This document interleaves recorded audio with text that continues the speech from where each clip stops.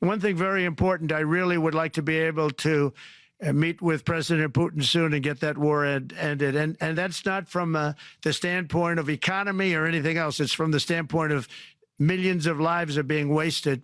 Beautiful young people are being shot in the battlefield. You know, the bullet, very flat land, as I said, and the bullet goes, there's no hiding. And a bullet, the only thing going to stop the bullet is a human body.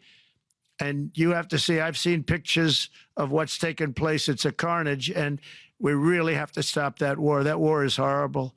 And I'm not talking economy. I'm not talking economics. I'm not talking about natural resource. I'm just talking about there's so many young people being killed in this war. And that's not including the people that have been killed as the cities are being, you know, knocked down building by building. So we really should get that stopped.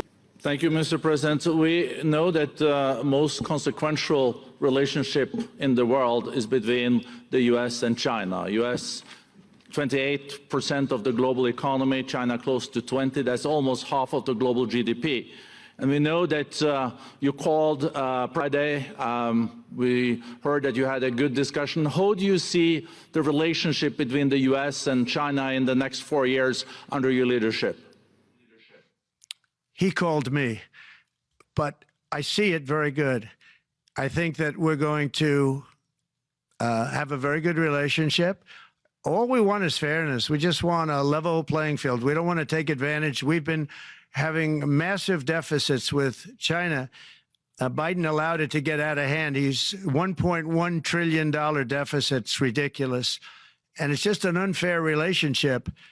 And we have to make it just fair. We don't have to make it phenomenal. We have to make it a fair relationship. Right now, it's not a fair relationship. The deficit is massive, as it is with other countries, a lot of Asian countries, actually. But we have deficits that are very big, and we can't keep doing that. So we're not going to keep doing that. But I always liked him. We always had a great relationship, I would say. And we look forward to doing very well with China and getting along with China.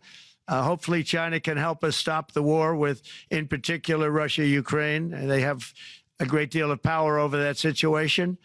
And we'll work with them. And I mentioned that with during our phone conversation. With hopefully, we could work together and get that stopped. We'd like to see denuclearization. In fact, with President Putin, prior to an election result, which was frankly ridiculous, we were talking about denuclearization of our two countries, and China would have come along. China has a much smaller, right now, nuclear armament than us, or field than us, but they're going to be catching it at some point over the next 4 or 5 years. And I will tell you that President Putin really liked the idea of cutting way back on nuclear, and I think the rest of the world, we would have gotten them to follow, and China would have come along too. China also liked it. Tremendous amounts of money are being spent on nuclear, and the destructive capability is something that we don't even want to talk about today because you don't want to hear it. It's too depressing. So we want to see if we can denuclearize, and I think that's very possible. And I can tell you that President Putin wanted to do it. He and I wanted to do it. We had a good conversation with China. They would have been involved, and that would have been an unbelievable thing for the planet. Mr. President, when you're back here in Davos next year, will there be then a peace agreement with Ukraine and Russia by then? Well, you're going to have to ask Russia. Ukraine is ready to make a deal.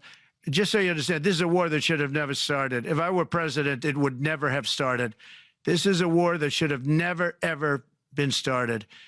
And it wasn't started during there was never even talk about it. I knew that it was the apple of President Putin's eye, but I also knew that there was no way he was going in, and he wasn't going to go in.